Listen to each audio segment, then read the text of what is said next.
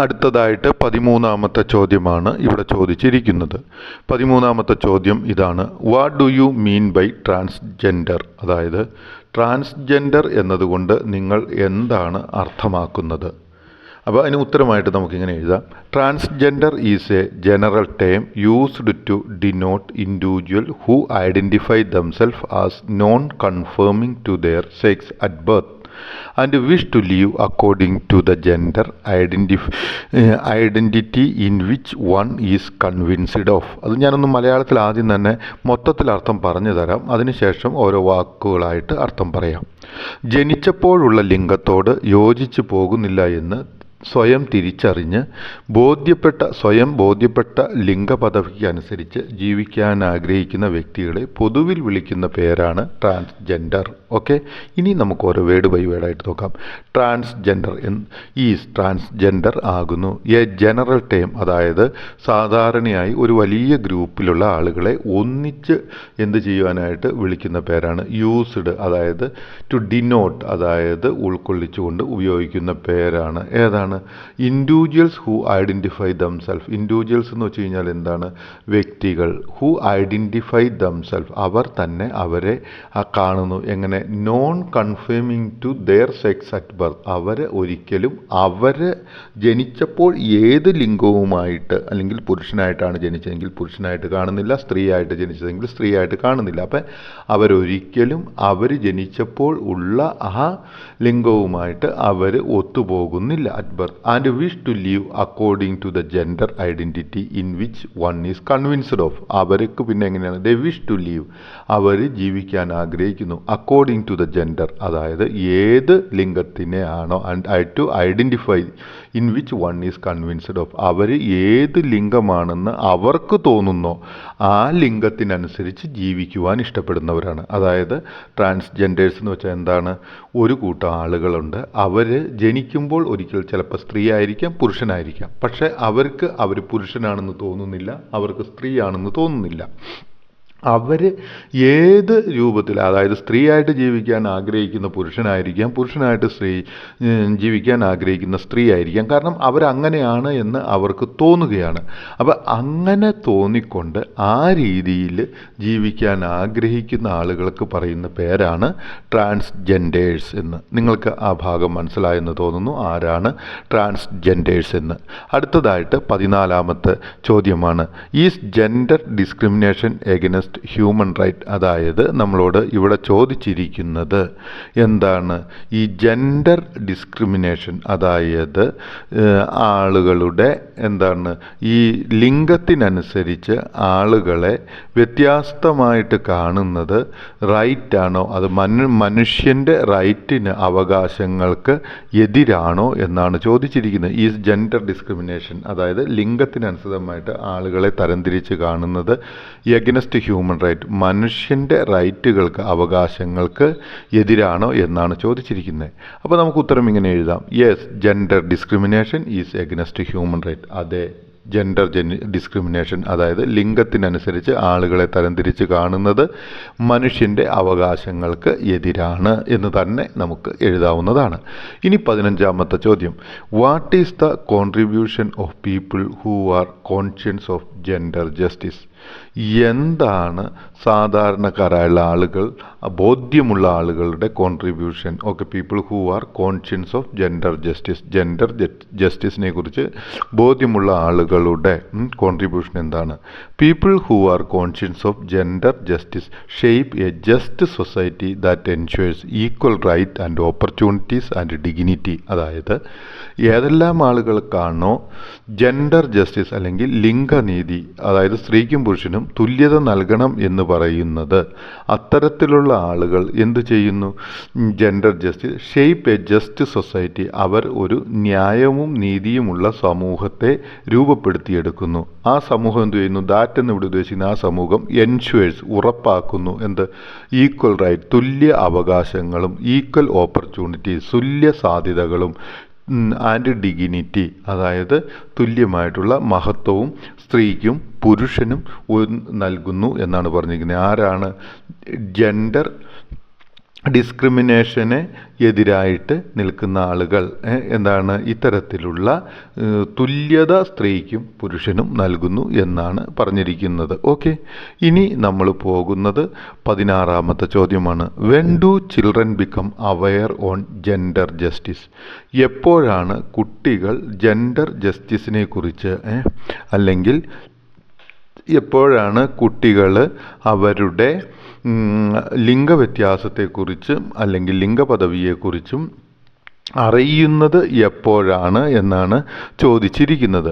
Children acquire awareness on gender justice, discriminative power and social interactions during there adolescence. അതായത് ഇവിടെ പറഞ്ഞിരിക്കുന്നത് എന്താണ്? കുട്ടികൾ ഈ ജെൻഡർ അല്ലെങ്കിൽ ലിംഗഭേദത്തെക്കുറിച്ചും ലിംഗത്തിലുണ്ടാകുന്ന വ്യത്യാസങ്ങളെക്കുറിച്ചും ഒക്കെ തിരിച്ചറിവ് വരുന്നത് എപ്പോഴാണ് എന്ന് ചോദിച്ചാൽ അവർ അഡോളസൻ്റ് ആയിരിക്കുമ്പോൾ അല്ലെങ്കിൽ കൗമാരക്കാരായിരിക്കുന്ന സമയത്താണ് ഈ ഡിസ്ക്രിമിനേറ്റീവ് പവർ, അതായത് ആ സമൂഹത്തിൽ തരംതിരിക്കുന്ന സ്വഭാവത്തെക്കുറിച്ചും സോഷ്യൽ ഇൻ്ററാക്ഷൻസ്, അതായത് സമൂഹത്തിൽ അവരുടെ നിലനിൽപ്പ് അല്ലെങ്കിൽ ബന്ധങ്ങളും തരംതിരിക്കുന്നതിനെക്കുറിച്ചും മനസ്സിലാക്കുന്നത് എപ്പോഴാണ്? അവർ അഡോളസൻസ് ആയിരിക്കുമ്പോഴാണ്, അല്ലെങ്കിൽ അവർ കൗമാരത്തിലേക്ക് എത്തുന്ന സമയത്താണ് അവർക്ക് ആ ഒരു തിരിച്ചറിവ് ലഭിക്കുന്നത്. ഓക്കെ, ഇനി 18ാമത്തെ ചോദ്യം. Why adolescence is an important phase in every child's life?